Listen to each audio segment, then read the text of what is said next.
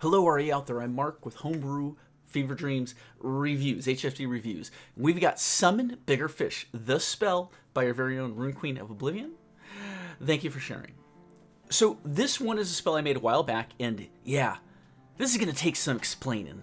Let's take some splaining to do. There is a webcomic called Darths and Droids, which takes the Star Wars movies and reimagines them as a tabletop game. Not quite D&D. But it pokes fun at the sillier elements of both Star Wars and TTRPGs while paying homage?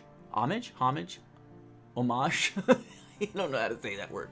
I think to go with homage. I think I've heard that. Homage to both? A running gag throughout the comic that goes back to their version of Episode 1 is that the character Jim, who originally played Qui-Gon, would suggest casting Summon Bigger Fish, much to the GM's annoyance. I obviously don't know Darths and Droids, but I find it, I only say because you have a character named Jim who is playing a character within the show? Oh, because it's a role-play game. Oh, it's a player who, it's a character who plays a character within the TTRPG who happens to be Qui-Gon Jinn within the table. Now it makes total sense. Total clarity there. Thank you. Thank you for that, Rune Queen. Appreciate it. It became a popular running gag and even gave the name to a trope on TV tropes. One that even Star Wars has played around with as recent as the Book of Boba Fett and The Mandalorian. I think I actually know what you're referencing. In Episode 1 on Naboo, right, when they're in the oceans, and then in Book of Boba Fett, isn't there a scene where they're being chased by an aquatic monster that then a larger aquatic monster comes and eats? Yeah? And so now, anytime there's any water scene in any Star Wars movie, that has to bigger fish. Okay, I get it. So I made a spell that worked along similar lines to one of the jokes in the comic where Jim wanted to use it to destroy some droids, but took it back because it would stink up the palace for weeks and the queen would be angry with them. I'm curious, is the queen a NPC or a PC in Darths and Droids? Curious.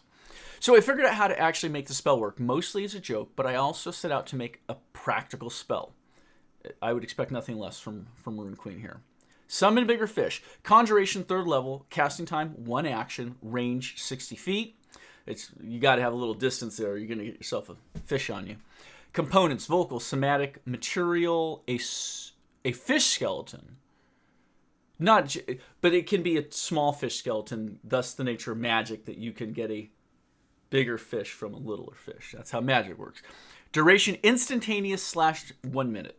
I think I'm familiar with that. An instant 1 minute? Maybe that's okay. The effect happens instantly, but the duration of it is 1 minute. I guess. I don't think I've seen that before. Is that a thing they do in the books? You summon a large fish seemingly out of thin air that falls from 20 feet up onto an area in a 20-foot cube. Cube? Is it a rain of fish? No. You summon a large fish 20 feet up, so it's going to get momentum. It's going to be falling, thus, crushing people. But it's only one. Should it be a huge fish if it's 20-foot cube? Let's see, a large fish would be just tail to nose length, I would say at a minimum of 8 or 9 feet. That would be the low end of large. Up to 15 or 16 feet. I guess that would fall through most of a 20-foot cube. I could say 20-foot radius, 20-foot cube. All right, well, let's see what you're doing with this. Anyone who is in the area of this spell must succeed a dex saving throw or take 5d8 bludgeoning damage and get knocked prone. Half as much on a successful saving throw. If they half as much damage, and just for how they do other spells similar to this, I would say they don't get knocked prone. Just saying. I know it's a joke spell, but man, you want to keep those joke spells tight. If you save, you shouldn't get knocked prone, in my humble opinion. Okay.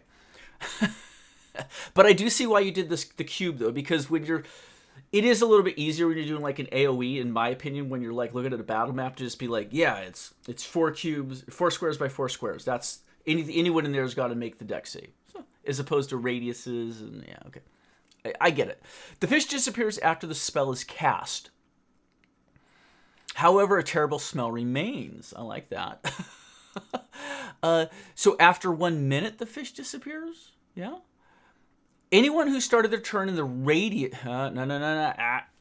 Okay, legitimate correction, though. You either got to stick with the 20-foot cube or you need to do a 10-foot radius. One or the other, right, for clarity? I mean, I know it's a joke, but it's only so much of a joke because we might legitimately deploy this in a game. Between all of us, our different games.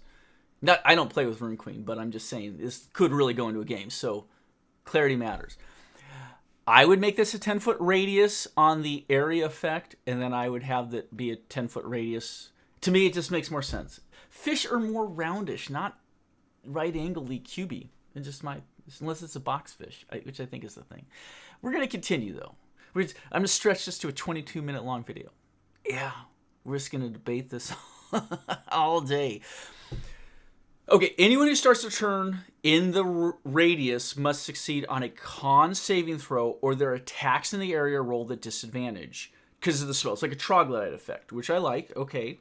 Until you leave the area or succeed on a saving throw. You can repeat the saving throw at the beginning of each of your turns. So this is nice. It is damage guaranteed with potential damage reduction and knock prone effects based on whether you save or not. And then has the added mechanic of a troglodyte smell effect to affect attacks attacks, period, based off of a con save. So you got a dex save, con save. You're going to be able to hit a lot of bad guys, affect them in some negative way with this. And if it's used strategically, this is like literally a really decent spell. Especially coming in at the third circle here, third level, it gives you a lot of effect. I mean, it's no fireball, but it's got some stuff Fireball doesn't, and I like that. I approve. Oh, there was something else I was thinking of, though. What was it? What was it? Does the fish... The fish is gone either when it hits the ground immediately, or does the fish last for 1 minute, or does the odor last for 1 minute?